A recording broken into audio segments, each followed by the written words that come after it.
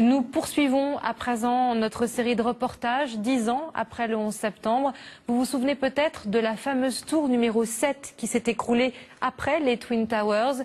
Les familles des victimes se posent encore des questions sur cet effondrement. Nora Boubetra et Laurent Beaufils les ont rencontrés. Bob McIlvaine est un père en colère. Sur les lieux des attentats, le voilà fustigeant son pays qui, dit-il, n'a pas répondu à ses questions sur les circonstances du décès de son fils. D'après lui, il est mort dans le lobby de la tour numéro 1 avant qu'elle ne s'effondre, mais son corps porte des impacts d'explosion. Quand vous vous rendez au travail, votre visage explose, votre poitrine et vos bras sont désintégrés. Je pense que ça mérite une enquête. Son fils Bobby était dans la tour mort et c'est l'un des très rares corps retrouvés sur le site. 10 ans de quête pour la vérité, 10 ans de recherche. Pour comprendre comment son fils est mort, cet ancien professeur d'histoire a fait sa propre enquête. Ce n'est pas un adepte des thèses conspirationnistes. Et personne n'a su répondre à ces questions, pas même la commission du 11 septembre, mise en place 14 mois plus tard, sous la pression des familles. Ils n'ont pas répondu à 70% de nos questions à nous, les familles. Eh bien, c'est extrêmement frustrant. Nos enfants ont bien été assassinés. Il faut donc une enquête. Mais le rapport de la commission d'enquête n'en a fait qu'un exposé des faits. En plus, on n'a pas posé les questions qui fâchent aux responsables interrogés. Le travail de la commission est même remis en cause par certains de ses membres qui dénoncent des entraves à l'enquête. L'un d'eux a d'ailleurs démissionné.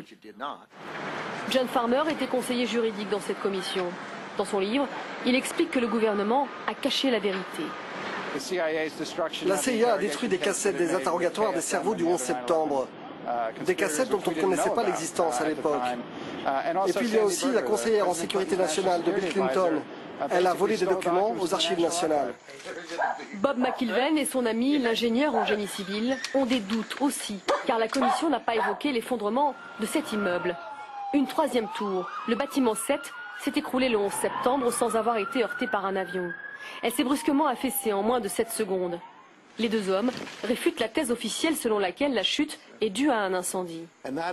C'est impossible à cause des structures en métal qui soutiennent le bâtiment. Avec un incendie, dès qu'un étage s'effondre et qu'il en heurte un autre, sa chute est ralentie par la structure. Il perd en rapidité et là, c'est pas le cas. L'immeuble est tombé d'un coup. La seule chose qui puisse éliminer rapidement la structure, c'est l'utilisation d'un engin explosif. Bob McIlvaine n'est pas le seul à remettre en question l'histoire officielle. Pilotes, architectes, officiers supérieurs, politiciens, à coup de publicité, ils sont toujours plus nombreux à réclamer une enquête indépendante. Dans 3 jours auront lieu les cérémonies du 11 septembre. Mais Bob n'ira pas à Ground Zero. Il passera cette journée sur la tombe de son fils, à qui il a promis la vérité. Une enquête indépendante ne risque pas de voir le jour, en tout cas pas sous Barack Obama. Le président américain qui a accordé une immunité à ses prédécesseurs veille à sanctionner tout questionnement sur le 11 septembre.